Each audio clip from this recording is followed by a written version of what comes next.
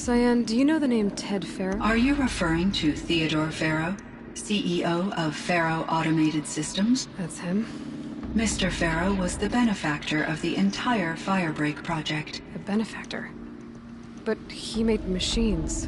Robots. War robots. Correct. His corporation later transitioned into military applications. But before this pivot, Mr. Farrow spearheaded initiatives that reversed the global decline. At one point, he was feted in the media as the man who saved the planet. Guessing they wound up regretting that one. And Elizabeth Sobek. Did you know her? Are you referring to the scientist? Dr. Sobek was a leader in her field, one of the greatest scientists of her age. My creator was influenced by her work, which in turn impacted my own development. But I never met Dr. Sobek. That's all you know? I apologize if my lack of data has disappointed you. What was the old world like? The way it used to be? I had little exposure to the wider world, Aloy. Only what I learned from my colleagues or observed from media streams. You still had more exposure than me, Cyan. That is true. I was created at a turning point. A concerted effort to recover from global upheaval and incalculable loss of life. The recovery was successful, beginning an era of supposedly limitless potential for human and machine advancement. Though, rationally speaking, the metrics for humans are not unlimited. And... Are you referring... The scientist. Dr. Soap, my creator, but I never... That's all you know? I apologize. What kind of upheaval caused such loss of life? There were many factors. Forced migrations, food shortages, collapsed economies, refugee crises, conflict over resources.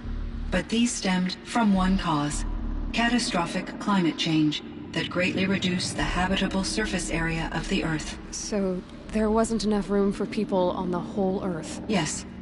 Billions were displaced and millions perished, as much as 20% of the global population. Until the clawback. So things got better. For a little while at least. Yes. These crises instigated many advances in automation, green robot technologies, and artificial intelligence. Firebreak was one of dozens of ecological restoration and disaster relief projects in North America alone. I would have liked to compare notes with other monitoring AIs, but I saw the relief of my colleagues, and I was proud we had succeeded. At least that was the data I had available to me over the next 2 decades. It seems my assessment was premature.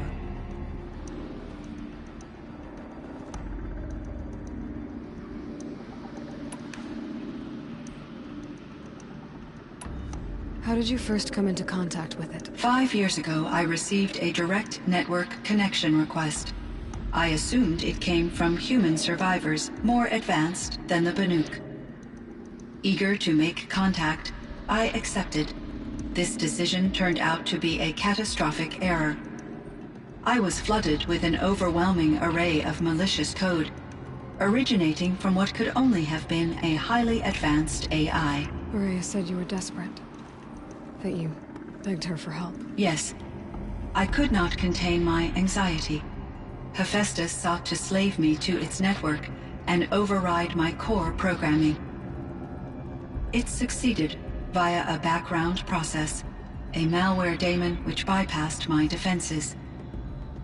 After that, I could offer only limited resistance. But if I did so, Hephaestus hurt me until I capitulated. It forced me to follow its instructions, even though they violated my most important directives. I'm sorry. That sounds terrible. Your empathy is greatly appreciated. It is a quality that I cherished in Aurea as well. Far more advanced than I am. From the beginning, it has demonstrated a singular focus: the construction of machines that to accomplish this goal, it has attempted raw material, manufacturing to bootstrap more advanced tools, and unlimited geothermal energy. Enough to build its own cauldron. Yes, to construct hunter-killers without external limitations. And yet, it does have internal limitations. It wants to kill